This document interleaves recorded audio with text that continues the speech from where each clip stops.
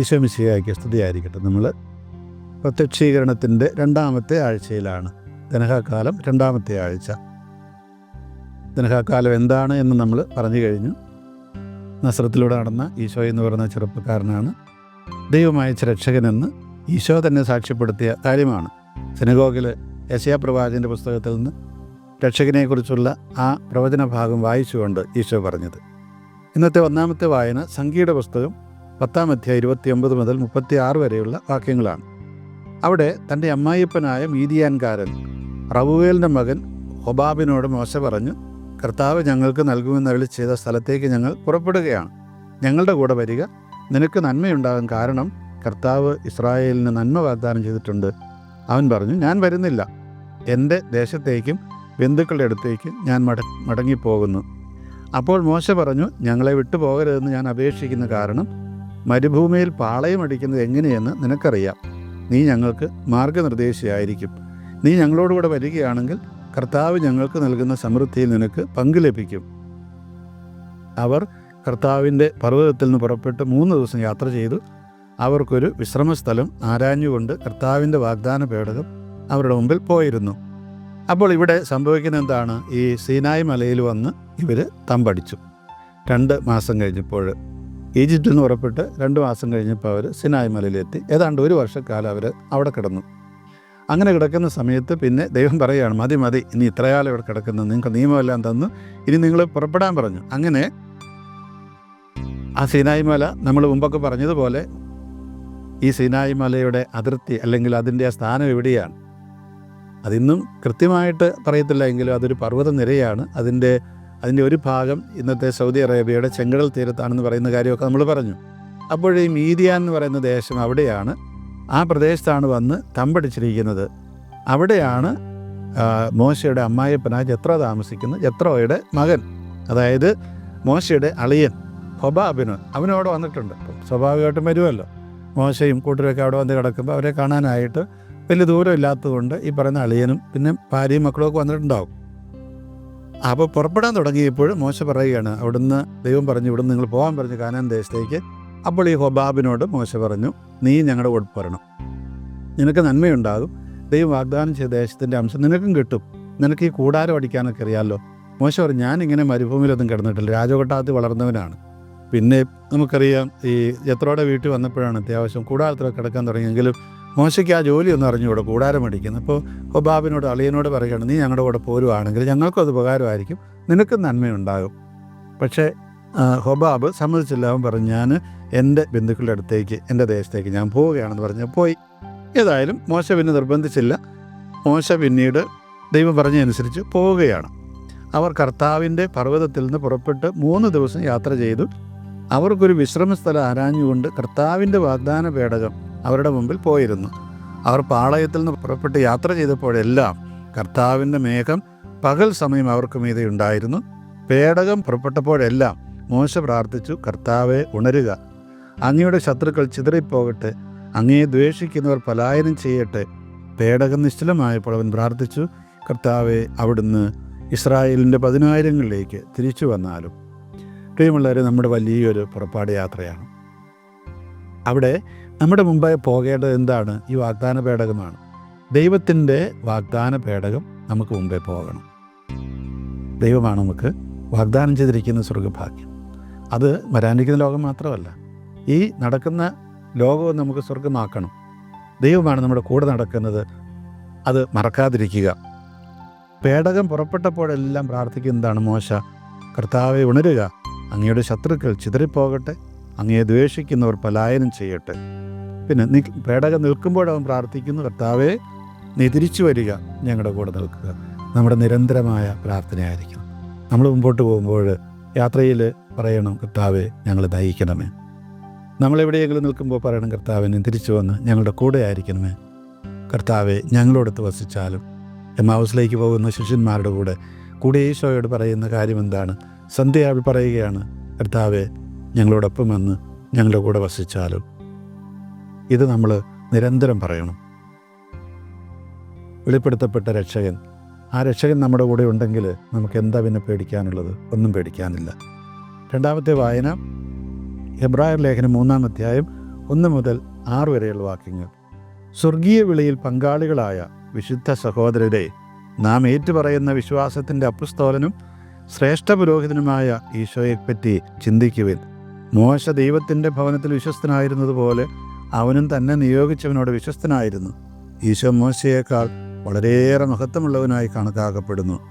വീട് പണിതവൻ വീടിനേക്കാൾ പ്രാധാന്യമർഹിക്കുന്നത് പോലെ തന്നെ ഓരോ വീടിനും നിർമ്മാതാവുണ്ടല്ലോ.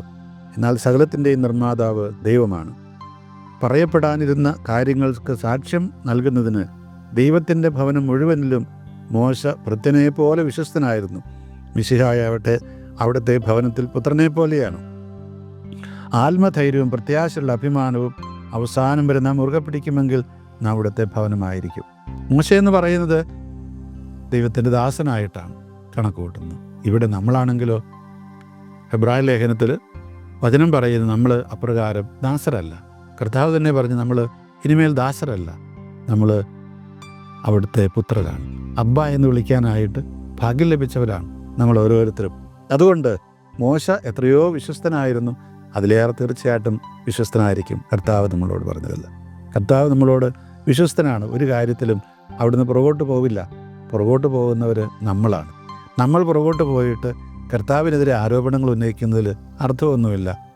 ദൈവം വളരെ കൃത്യമായിട്ട് പഴയ നിയമത്തിലും പുതിയ നിയമത്തിലും എല്ലാം പറയും, നിങ്ങൾ എൻ്റെ വഴികളിലൂടെ നടക്കണം, ഞാൻ പറഞ്ഞ വഴികളിലൂടെ നടക്കണം. ആ വഴിയിലൂടെ നടന്നില്ലെങ്കിൽ ഉണ്ടാകാവുന്ന ശാപങ്ങളെക്കുറിച്ച് നിയമാവർത്തനം 27-ാം അധ്യായം നിങ്ങൾക്ക് വായിക്കാം. ദൈവത്തിൻ്റെ വഴിയിലൂടെ നടന്നില്ലെങ്കിൽ എന്ത് സംഭവിക്കും? അതിന് വലിയ പ്രത്യാഘാതങ്ങളുണ്ട്. നമ്മൾ പിന്നെ ആ പ്രത്യാഘാതത്തിന് അതുണ്ടാകുമ്പോൾ നമ്മൾ വിലപിച്ചിട്ട് കാര്യമില്ല. കാരണം എന്താണ്? അത് അതിൻ്റെ കോൺസിക്വൻസസ്, പ്രത്യാഘാതങ്ങളാണ്. ഒരു കാര്യത്തിനെപ്പോഴും ഒരു കോൺസിക്വൻസ് ഉണ്ട്, ഏത് കാര്യം ചെയ്താലും. അതുകൊണ്ട് നമ്മൾ ഓർക്കണം, നമ്മൾ ചെയ്യുന്ന എല്ലാ കാര്യങ്ങളും ദൈവത്തിൻ്റെ വഴിയിലൂടെ പോയില്ലെങ്കിൽ അതിൻ്റേതായ പ്രത്യാഘാതം ഉണ്ടാകും. പിന്നെ നമ്മൾ ദൈവത്തോട് പരാതിപ്പെട്ടിട്ട് കാര്യമില്ല, നമ്മൾ തിരികെ വരിക എന്നുള്ളതാണ്. ധൂർത്തപുത്രൻ്റെ കഥ നിങ്ങൾക്കറിയാം. അവൻ പിതാവിനെ ഉപേക്ഷിച്ച് പോയി. അവിടെ ചെന്നവന് ഭക്ഷിക്കാൻ പോലും ഒന്നുമില്ല. പന്നികളെ മേയ്ക്കുന്ന ജോലി കിട്ടി. അവസാനം പന്നിയുടെ ഭക്ഷണം പോലും കിട്ടാനില്ല. ഇതിനവൻ പിതാവിനെ പഴിച്ചിട്ടെന്താ കാര്യം? പഴിക്കുന്നില്ല. അപ്പോൾ അവനെക്കുറിച്ച് പറഞ്ഞ അവന് സുബോധം ഉണ്ടായി എന്നാണ്. അവന് സുബോധം തിരിച്ചു കിട്ടി. അപ്പോഴാണ് അവന് മനസ്സിലായത്, ഞാനിങ്ങനെ പഴിക്കേണ്ടവനല്ലല്ലോ, എനിക്ക് എത്രയോ സുഖമായിരുന്നു എൻ്റെ പിതാവിൻ്റെ വീട്ടിൽ, ഞാൻ മകനായിരുന്നു. അതുകൊണ്ട് എൻ്റെ ജോലിക്കാരെ പോലെയെങ്കിലും തിരിച്ചു ചെന്നാൽ മതി എന്ന് പറഞ്ഞ് അവന് പോവുകയാണ്. പക്ഷെ വീണ്ടും അവനെ പുത്രനായി തന്നെ സ്വീകരിക്കുകയാണ്. അതുകൊണ്ട് നമ്മൾ ദൈവത്തിൻ്റെ ഭവനത്തിൽ പുത്രനെ പോലെയാണ് മിശിഹ. നമ്മൾ ആ മിശിഹായുടെ ഭൗതിക ശരീരത്തിലെ അവയവങ്ങളാണ് എന്നുള്ളൊരു ആത്മധൈര്യവും പ്രത്യാശയുള്ള അഭിമാനവും അവസാനം വരെ നാം മുറുകെ പിടിക്കുമെങ്കിൽ നാം അവിടുത്തെ ഭവനമായിരിക്കും. ഈ പത്രോസ് ലേഖ തൻ്റെ 1-ാം ലേഖനം 2-ാം അധ്യായം 5-ാം വാക്യത്തിൽ പറയുന്നത്, നിങ്ങൾ ആത്മീയ ശിലകൾ കൊണ്ടുള്ള ഒരു ഭവനമായിട്ട്, സജീവ ശിലകൾ കൊണ്ടുള്ള ഒരു ഭവനമായി, ഒരു ആത്മീയ ഭവനമായി വളർന്നു വരട്ടെ എന്നാണ്. യേശുക്രിസ്തു വഴി ദൈവത്തിന് സ്വീകാര്യമായ ബലികൾ അർപ്പിക്കാൻ നിങ്ങളൊരു വിശുദ്ധ പുരോഹിത ജനമാവുകയും ചെയ്യണം. നമ്മൾ അവിടുത്തെ ഭവനമായിരിക്കുമെന്നാണ് പറയുന്നത്. സജീവ ശിലകൾ കൊണ്ടുള്ള, അതായത് ജീവിക്കുന്ന കല്ലുകൾ കൊണ്ടുള്ള ഒരു ഭവനം, ഒരു ആത്മീയ ഭവനം. അത് ഭൗതികമല്ല. മാത്രമല്ല, നമ്മളൊരു വിശുദ്ധ പുരോഹിത ജനവുമായിരിക്കും. മനുഷ്യർക്ക് മധ്യം നിന്ന് നമ്മളൊരു പാലം പോലെ മനുഷ്യരെ ദൈവത്തിലേക്ക് കൊണ്ടുപോകുന്ന പാലമായിട്ട് പ്രവർത്തിക്കുന്നവരാണ് എന്നാണ് പത്രോസ് അവിടെ പറയുന്നത്. ഇതെല്ലാം നമ്മൾ ഓർത്തിരിക്കണം. നമ്മൾ ഇപ്രകാരം തിരഞ്ഞെടുക്കപ്പെട്ടവരാണ്. സുവിശേഷം, യോഹന്നാൻ്റെ സുവിശേഷം 1-ാം അധ്യായം 14 മുതൽ 8 വരെയുള്ള വാക്യങ്ങൾ. വചനം മാംസമായി നമ്മുടെ ഇടയിൽ വസിച്ചു, അവൻ്റെ മഹത്വം നമ്മൾ ദർശിച്ചു, കൃപയും സത്യവും നിറഞ്ഞതും പിതാവിൻ്റെ ഏകജാതൻ്റേതുമായ മഹത്വം. യോഹന്നാൻ അവന് സാക്ഷ്യം നൽകിക്കൊണ്ട് വിളിച്ചു പറഞ്ഞു, ഇവനെപ്പറ്റിയാണ് ഞാൻ പറഞ്ഞത്, എൻ്റെ പിന്നാലെ വരുന്നവൻ എന്നേക്കാൾ വലിയവനാണ്, കാരണം എനിക്ക് മുമ്പ് തന്നെ അവനുണ്ടായിരുന്നു. അവൻ്റെ പൂർണ്ണതയിൽ നാമെല്ലാം കൃപയ്ക്കുമേൽ കൃപ സ്വീകരിച്ചിരിക്കുന്നു. എന്തുകൊണ്ടെന്നാൽ നിയമം മോശ വഴി നൽകപ്പെട്ടു, കൃപയും സത്യവുമാകട്ടെ ഈശോ മിശിഹ വഴിയുണ്ടായി. ദൈവത്തെ ആരും ഒരിക്കലും കണ്ടിട്ടില്ല. പിതാവുമായി ഗാഢബന്ധം പുലർത്തുന്ന ദൈവം തന്നെയായ ഏകജാതനാണ് അവിടുത്തെ വെളിപ്പെടുത്തിയത്. യോഹന്നാൻ്റെ സുവിശേഷം ഇങ്ങനെയാണ് തുടങ്ങുന്നത്. വചനം മാംസമായി നമ്മുടെ ഇടയിൽ വസിച്ചു. വചനം എന്ന് പറയുമ്പോൾ ഗ്രീക്കുകാരുടെ ഒരു ആശയത്തിൽ നിന്നാണ് ഇത് വരുന്നത്. യോഹന്നാൻ തൻ്റെ സുവിശേഷം രചിക്കുന്നത് ഏതാണ്ട് AD 90-നും 100-നും ഇടയ്ക്കുള്ളൊരു കാലഘട്ടത്തിലാണ്. ആ സമയമായപ്പോഴേക്കും ക്രിസ്ത്യാനികളുടെ ഭൂരിപക്ഷവും യഹൂദരല്ലാത്ത ഗ്രീക്കുകാരായിരിക്കുന്ന ആളുകളാണ്. പിന്നെ ഒരുപാട് ഇസ്രായേൽക്കാർ തന്നെ അവർ പല ദേശത്തേക്ക് കുടിയേറി പാർത്തു.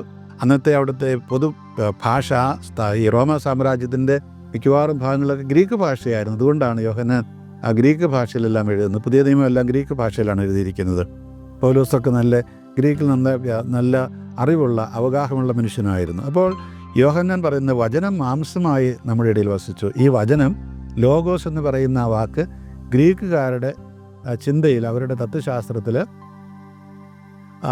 ഏറ്റവും പരിപൂർണമായിട്ടുള്ള ഒന്നിൻ്റെ ഒരു പ്രതിരൂപമാണത്. അതിൻ്റെ ഒരു ആദിരൂപം എന്നൊക്കെ പറയാം നമുക്ക്. അത് ദൈവത്തോടു കൂടിയാണ്. ആ വചനം, ആ ലോഗോസാണ് യഥാർത്ഥത്തിൽ ഈ പറയുന്ന രീതിയിൽ നമ്മുടെ ഇടയിൽ വസിക്കാനായി ഈശോയായി ജനിച്ചതെന്നാണ് പൗലോസ് പറയുന്നത്. അത് കുറച്ചുകൂടി ഈ ഗ്രീക്കുകാർക്ക് മനസ്സിലാകുന്ന ഭാഷയാണ്. യഹൂദർക്ക് ഇത് മനസ്സിലാവണമെന്നില്ല. അപ്പോൾ അങ്ങനെ ദൈവമായിരുന്ന ആ ലോഗോസ് നമ്മുടെ ഇടയിൽ വസിച്ചു. അവൻ്റെ മഹത്വം നമ്മൾ ദർശിച്ചു. അവനെ നമ്മൾ നേരിട്ട് കണ്ടതാണ് ഈശോയിലൂടെ. കൃപയും സത്യവും നിറഞ്ഞതും പിതാവിൻ്റെ ഏകജാതിൻ്റെതുമായ മഹത്വം നമ്മൾ കണ്ടു. യോഹന്നാൻ അവന് സാക്ഷി നൽകിക്കൊണ്ട് പറഞ്ഞു, ഇവനെ പിന്നെ പറഞ്ഞു പോവുകയാണ്. വീണ്ടും പറയുന്നത് എന്താണ്? അവൻ്റെ പൂർണ്ണതയിൽ നാം എല്ലാം കൃപയ്ക്കുമേൽ കൃപ സ്വീകരിച്ചിരിക്കുന്നു. എന്തുകൊണ്ടെന്നാൽ നിയമം മോശ വഴി നൽകപ്പെട്ടു, കൃപയും സത്യവുമാകട്ടെ ഈശോ മിശിഹാ വഴി ഉണ്ടായി. ദൈവത്തെ ആരും ഒരിക്കലും കണ്ടിട്ടില്ല, പക്ഷേ ദൈവത്തിൻ്റെ കൃപ നമുക്ക് ഇവനിലൂടെ കിട്ടി. കൃപയ്ക്ക് മേൽ കൃപ നൽകി നമുക്ക് എന്ന് പറഞ്ഞാൽ നമുക്ക് ഈ നിയമം നൽകപ്പെട്ടു, അതിലൂടെ ദൈവകൃപ നൽകി. അതിലുപരിയായിട്ട് വീണ്ടും ഈ ദൈവത്തിൻ്റെ പുത്രൻ തന്നെ, ആ ലോഗോസ് തന്നെ മനുഷ്യനായി അവതരിച്ച് നമ്മളോട് കൂടിയായിരിക്കുകയാണ്. ദൈവം വെളിപ്പെടുത്തിയത് ഇങ്ങനെയൊക്കെയാണ്, ഈ ലോഗോസായിട്ട്. ഇനി നമ്മൾ ഓർക്കണം, കേവല ലോഗോസ് മാത്രമല്ല, ദൈവത്തിൻ്റെ വചനം നമ്മുടെ ഇടയിൽ വസിക്കുന്ന മാംസമായിട്ട് വിശുദ്ധ കുർബാനയിലൂടെ നമുക്ക് കർത്താവ് തന്നെ തരികയാണ് ചെയ്യുന്നത്. നമ്മുടെ ഇടയിൽ വസിക്കുകയല്ല, നമ്മളിൽ വസിക്കുകയാണ് ചെയ്യുന്നത്. കർത്താവ് പറയുന്നത് എന്താണ്? പിതാവ് എന്നിലും ഞാൻ പിതാവിലുമായിരിക്കുന്നു. ഇതുപോലെ തന്നെ നമ്മൾ ഓരോരുത്തരും ഈശോയിലും ഈശോ നമ്മളിലുമായിരിക്കുന്നു. നമ്മൾ ഒരുമിച്ച് പിതാവിലായിരിക്കുന്നു. വാസ്തവത്തിൽ എന്തൊരു ഭാഗ്യമാണ്. ഇസ്രായേൽ ജനത്തെക്കുറിച്ച് മറ്റുള്ളവർ പറഞ്ഞിരുന്നൊരു കാര്യമുണ്ട്. ദൈവം ഇത്രയധികം അടുത്ത് വസിക്കുന്ന വേറെ ഏത് ജനതയാണ് ഉള്ളത്? നമ്മളൊന്ന് ആലോചിച്ച് നോക്കി. ഇതുപോലെ അടുത്ത്, ഏറ്റവും അടുത്ത് മാത്രമല്ല, നമ്മുടെ ഉള്ളിൽ തന്നെ വസിക്കുന്ന വേറെ ഏതൊരു ദൈവമുണ്ട്? ഇത്രയും നമ്മളോട് കൂടിയായിരിക്കുന്ന ഈ ദൈവത്തെ നമ്മൾ മനസ്സിലാക്കേണ്ടതല്ലേ? യഥാർത്ഥത്തിൽ ദൈവം നമുക്ക് വെളിപ്പെടുത്തി തരുന്നത് ഇങ്ങനെയൊക്കെയാണ്. ഈ ദൈവത്തെയാണ് നമ്മൾ ഈശോയിൽ കാണുന്നത്. ഈ ദൈവത്തിൻ്റെ ഈ ലോകത്തിൽ ജനിച്ച ആ തൻ്റെ പുത്രൻ്റെ ഭൗതിക ശരീരത്തിലെ അവയവങ്ങൾ നമുക്ക് ഓരോരുത്തർക്കും ഉള്ളതും ഇതേ രൂപം തന്നെയാണ്. ആ ഈശോ ചെയ്ത അതേ പ്രവൃത്തികളാണ് നമ്മൾ ഈ ലോകത്തിൽ ആവർത്തിക്കേണ്ടത്. അതെന്താണ്? ഈ രക്ഷാകരമായ ദൗത്യം സർവ്വലോകത്തിനും അത് അനുഭവവേദ്യമാക്കി കൊടുക്കലാണ്. അത് ആത്മദാനത്തിലൂടെയാണ്. ഈശോ പഠിപ്പിച്ച എല്ലാ കാര്യങ്ങളും ഈ ലോകത്തുള്ള സകലരെയും പഠിപ്പിക്കുന്നതിലൂടെയാണ്. നമ്മുടെയൊക്കെ മക്കളെ നമ്മളത് പറഞ്ഞു പഠിപ്പിക്കണ്ടേ? വാശിയും വൈരാഗ്യവും വിദ്വേഷവും ഒക്കെ വച്ചു പുലർത്തുന്ന എത്രയോ കുടുംബങ്ങളുണ്ട്. അത് നമ്മൾ ക്രൈസ്തവരാണെന്ന് പറഞ്ഞിട്ട് എന്താ പ്രയോജനമുള്ളത്? ക്രൈസ്തവർ പരസ്പരം ചേരിതിരിഞ്ഞ് ആക്രോശിക്കുകയൊക്കെ ചെയ്യുമ്പോൾ യഥാർത്ഥത്തിൽ ദൈവം തന്നെ കരയുകയല്ലേ ചെയ്യുന്നത്? പഴയ നിയമത്തിൽ ഉൽപ്പത്തി പുസ്തകത്തിൽ മനുഷ്യരുടെ തിന്മ കണ്ടിട്ട് അവിടെ പറഞ്ഞൊരു കാര്യമുണ്ട്.